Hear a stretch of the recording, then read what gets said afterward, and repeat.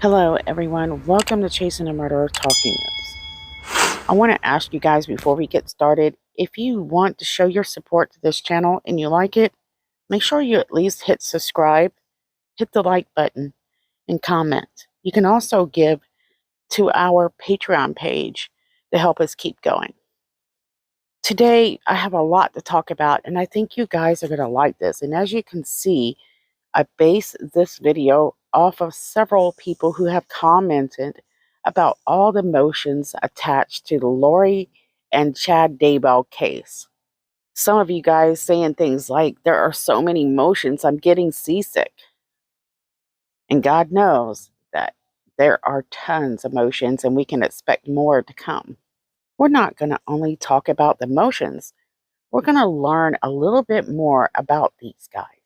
And I think that is important because I believe, and I'm going to share some of my opinion as well in this one, that Lori is a very good manipulator. And I think she's not very happy with her husband, Chad Daybell, trying to push away from her. And we'll talk more on that shortly. We know that a speedy trial is to prevent the defendant from being in custody too long if found innocent. However, we are witnessing both Chad Daybell and Lori Vallow Daybell waive that right and are actually causing as many delays as they can. At least one of them are. Remember when this first they were both behind bars and things started rolling in court? Both Chad and Lori seemed to be on the same page. Once Lori was deemed incompetent, Chad's defense took a different route. During Lori Vallow's incompetent time, they actually pushed that the trial would go about quicker. Not only that, they wanted their case severed. If you're not aware of this case, you might want to check out earlier videos, but right now, the two are joined to be trialed together. But during a motion put in place to be severed, Judge Boyce refused, and so their cases remain joined. Now, I keep up with this case, and I know a lot of you do as well.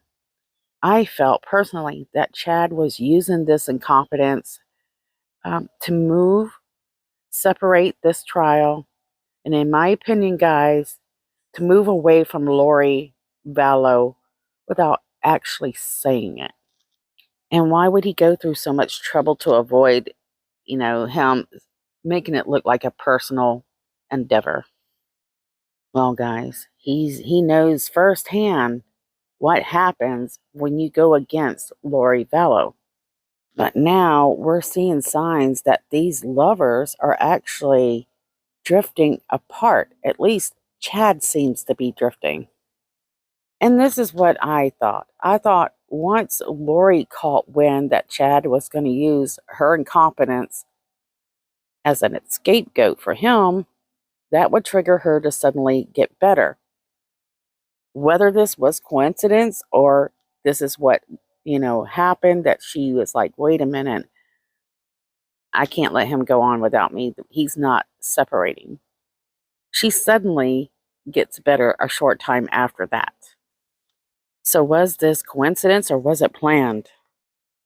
Since Lori Vallow has been deemed competent, we noticed that John Pryor and Chad Daybell, they kind of go quiet for a little while, at least until recently. And it just seems that we have all these motions coming out one after another by both defense attorneys representing both clients. There's far too many to name, but I'll do a few. So we have Lori's defense team who tries to send her case to the grand jury for a second time, but that is denied. Chad Daybell files for a sever in the case for the second time. At this point, Lori must be mad, really mad, because she just had filed a motion to get rid of the cameras in the courtroom for trial, and she won. But Chad comes back with a motion saying that he wants to have the cameras present in the courtroom during trial to prevent, financial burden to his family. And a lot of you guys had a lot to say about that as well. There were motions over motions, motions to move the trial out of Fremont County, which was granted. But I think the last few motions coming from John Pryor, who represents Chad Daybell, are the ones that are really raising eyebrows. So just recently, Lori's attorney comes out to file a motion to actually stay the case or to hold it. Also asking to toll the time limits on certain, they have certain things where they have limitations to where they have to file motions or for, I'm not good at explaining law, guys. And then they mention the fact of her incompetence. So in this motion, Nate Eaton shares a document. And then he shows where at least a paragraph is totally blocked out, and they don't give the reasoning for, some of this motion and why it's happening, what they're wanting. But he says they give you a hint by mentioning, mental status and incompetency. Sorry, guys. So understanding why they are placing these motions, well, you have to get into Lori Vallow's mind. I often wonder after watching Lori with one of her first attorneys, Mr. Means, he was doing a lot of crazy things, doing some very questionable motions. He was tweeting out to witnesses, kind of threatening them, in my opinion, which was so like what Lori Vallow, well, I've learned she is like. So very similar to what I expect Lori Vallow to do or how to act. So is Lori able to pull the strings with these new attorneys? I'm quite sure that she made it clear that if there's a way to put people in, run a circle, cause chaos, stall, just cause as much trouble as you can, let's do it. However, that being said, it is the defense's job to stall. So we can only speculate on some of this. But even Lori Vallow's family know that you just don't upset Lori, because if you do, there's going to be hell to pay. And so I'm expecting more to come with the latest motions from Chad Daybell's team. Let's give you an example, guys. So remember, Lori likes to create these hard times for these people in her life that go against her. People like Joseph Ryan, Charles Vallow. Remember, Charles Vallow, she emptied his bank account. She stole his truck so that he can drive home from the airport. Joseph Ryan, well, they tasered him. And what we are even hearing is they had planned to do more than taser him. They planned to throw him in the trunk and do, something a little bit more evil. And there are others that find out, what it's like to become the enemy of Lori Vallow. And one of them would be Melanie Gibb. And so I want to play this piece where Melanie Gibb records a conversation with Lori Vallow, and then that recording is actually handed over to police. I want you to listen very closely to what Lori, her manipulation tactics, and what she's saying to Melanie Gibb. All right, here we go. Well, I'm sorry that you feel that way, sweetheart. I'm sorry that you're friends with all those who are against me. Joseph Smith's friends turned against me. I'm not friends with people that are against you. So here you can hear Lori Vallow point out the fact that she doesn't like the idea that Melanie Gibb is thinking on her own. And now that she's claiming that she's friends with Lori Vallow's enemies. And so Lori Vallow suspects that she's probably talking to all these people that she says is against her for no reason, mind you. And next, she would play her closest friend, or at least try, against her. You will hear the name David, and it will be David Warwick, which doesn't seem to play into their game 100% like they want him to. Apparently you are. I am not. I don't know Kay. I don't know who you're talking about. Your sister. I don't even know what her name or who she is. I don't know any of those people. Why would they contact me anyway? How would I even know about that? Well, you're friends with Dave, and he's apparently, Well, David is a very righteous man, and I've always known that grounding about him.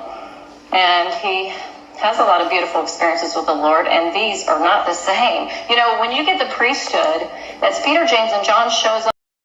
So you can hear here that Lori Vallow is not a fan of David Warwick, and she feels, in my opinion, that David Warwick is poisoning Melanie Gibb's mind, because you got to remember, Melanie Gibb at one time was Lori Vallow's most trusted follower. And now she's blaming David Warwick for the poisoning of her mind. Melanie Gibb actually quickly starts to change the topic because she knows there's certain things that she don't want on this recording. And she starts to talk about how Lori Vallow has made these accusations that she is a priestess, she is a prophetess, and she has been chosen by God to be the one to deliver messages and lead people to the new beginnings, Zion, the New Jerusalem.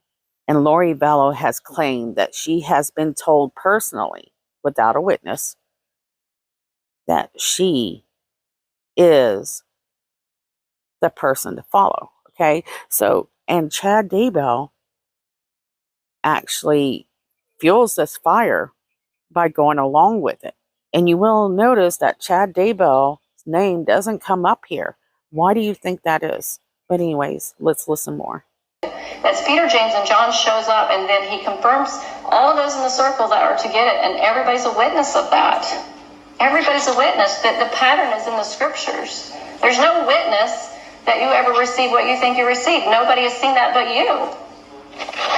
There's no witness. The witness, Joseph Smith, Oliver Cowdery, Martin Harris, the 8 witnesses, they all. So Melanie, she seems very sure of herself right here, which isn't often. That when Lori claims all of these, messages coming from God have not been witnessed, the silence of Lori Vallow, you can see her wheels are turning and the anger is building. She's in complete shock because her loyal servant is standing up against her suddenly. She wasn't expecting it. And Melanie Gibb does say in this next clip, she believes, well, she thinks that Lori Vallow truly believes that these visions and voices that she's hearing, that she thinks those are real.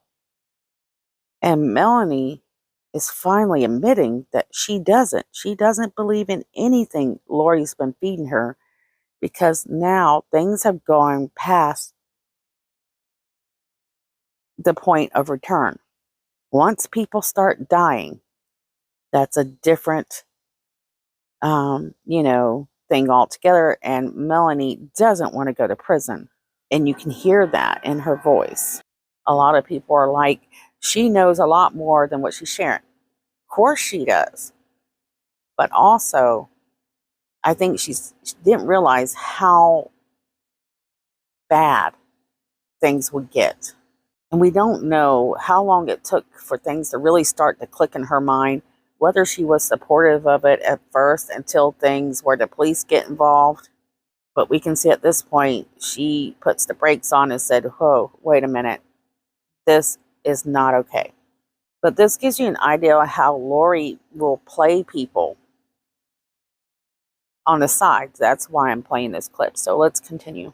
Calvary, Martin Harris, the 8 witnesses, they all showed up. Is there a witness? When Jesus, Heavenly Father, gave that to Joseph Smith by himself in the grove, was there a witness? No, but they had it later with other people. That was one experience, but others joined in later. When he brought other people into it, they had experiences. Scriptures, yes or no? I'm sorry? Is that in the scriptures, yes or no? That Joseph was alone when he saw God the Father and Jesus Christ? Yes. Yes, he was alone. He was alone. But he had to open it up first. That's not a pattern at all. Honey, what I'm saying is that after he saw that and other people joined in, they saw the things with him. He wasn't alone. There was a witness for them. There was no witness. Anybody's never seen what you've seen or experienced what you've seen. That's your own witness, but nobody. Okay, let's pause for a second. What the next thing coming up is something that's very, very important for you to hear.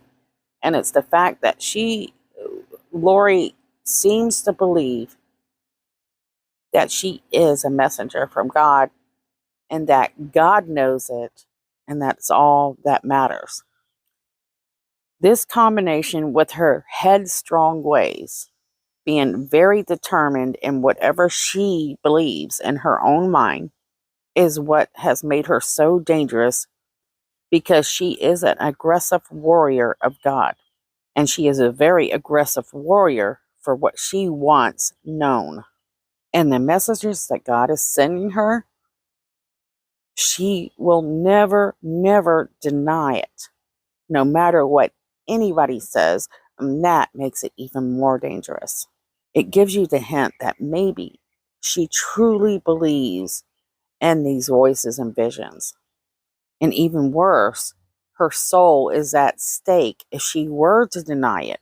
So this is almost like a test for her. And you'll notice this throughout this story, especially in my series, Life Beyond the Grave. You're going to hear things you've never heard before. She's always worried about punishment of not doing the right thing for the Lord. Listen close. That's your own witness, but nobody said that. No, God knows it, and I will never deny it. For my soul would be at stake if I did. So you can say it didn't happen to me, Mel, but if I say it, then I am accountable. You didn't witness it, but I did. But your behaviors is not, okay, I understand that's what you believe you saw, but this is the thing, as I see, is that your behavior is not one of somebody who's seen Christ. Your behavior. What? Melanie tries her darndest to show Lori that her actions do not match the doctrine and the love that God has given and wants them to share. Lori Vallow refuses to listen to that. And at that point, she knows that she lost Melanie Gibb forever. And this is what she says.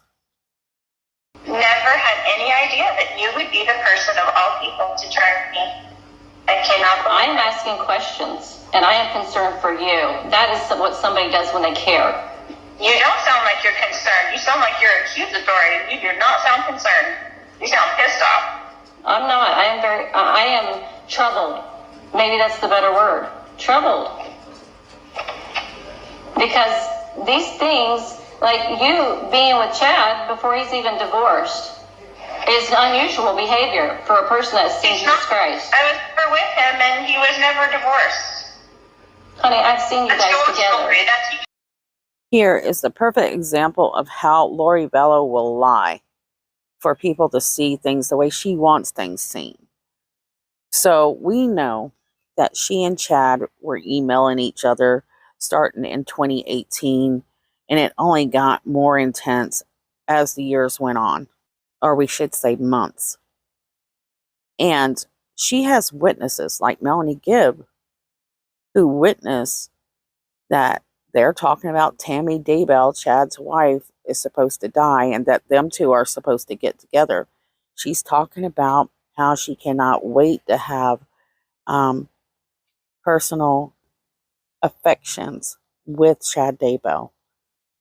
She sends videos of her dancing They're writing romantic novels of one another, but denies straight in Melanie Gibb's face, who witnessed all this, that what she was seeing wasn't true. She and Chad did not have an affair.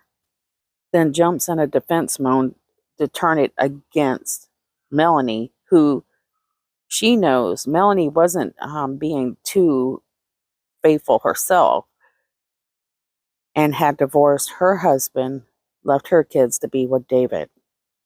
So I've never seen you with Chad kiss him and walk around the track at BYU with him. I never saw that.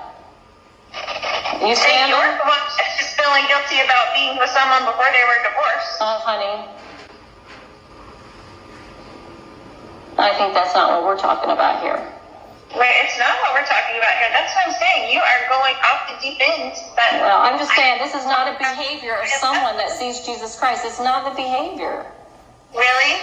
Have you ever seen Jesus Christ? So do you know what the future behavior would be if you had seen Jesus Christ? I know that when I pray. Each of you every day, and he does protect me, and he is protecting me, and he will protect me against this accusation as well. And we will both stand there with him. And you tell me if I was lying or not. But we're both standing there with Jesus Christ. Okay. So you just seen a professional manipulator in work right there. So sometimes I often wonder, was Lori Vallow ever even really believing what she believes, or she like to use it to manipulate the people within those groups? So we see these motions coming up, and this is something I wanted to show you, an example of her thoughts. So while she's behind the bars in jail, she believes that Jesus Christ is going to get her through this, and that, this is just more of Satan's fiery darts, attacks to destroy her and to keep her from going to heaven and doing God's work. And she gets that mixed up with making her own choices, so she can be very aggressive to try to get people back for not doing what she wants. And so with Chad's latest motion to be, to sever this case, it's going to be interesting to see what happens next. A lot of people are sickened by all this. They just want to see this trial go forth. And the poor Judge Boyce, oh my gosh, how is he going to handle this? Is he going to grant the cameras and feel sorry for the families that can't travel to Elda County? Is he going to sever the case so that we don't have to keep watching these two work against one another? It's going to cost more money, but it's costing more and more the longer it goes. It might be in the judge's best interest to separate this case, stop all this nonsense, because he has a lot more coming. Where'd that come from? So what do you think Judge Boyce is going to do? Do you think he's going to grant Chad, that these cases be severed? What about these cameras? Now that if they are severed, is there a chance for him to allow cameras for Chad's trial and not Lori's? And if he decides, to keep these cases together, can he, change his ruling and allow cameras in the courtroom for the families that can't travel? Do you think that Lori Vallow has a chance of being deemed incompetent again? Right? At this point, she only has so many choices. So if you know law, you can probably figure out her next steps. There's only so many things that you can do. And I just know that prosecutors, they better be prepared, because they really have their hands full with this case. So I just want to do a quick update on this, guys. Don't forget about all of our girls that remain missing are children. Share their face today on one of your social media. And guys, I work very, very hard. I wish you guys could see how hard I work to research a lot of these cases I cover. If you want to support this channel, head over to Patreon right now and donate what you can. And if you're on a fixed income, like many people, do not donate. Instead, you can just subscribe, like, share, and comment. That's enough right there. And so, guys, I want to dedicate this video to my subscribers today. Love you guys, and I'll see you guys soon.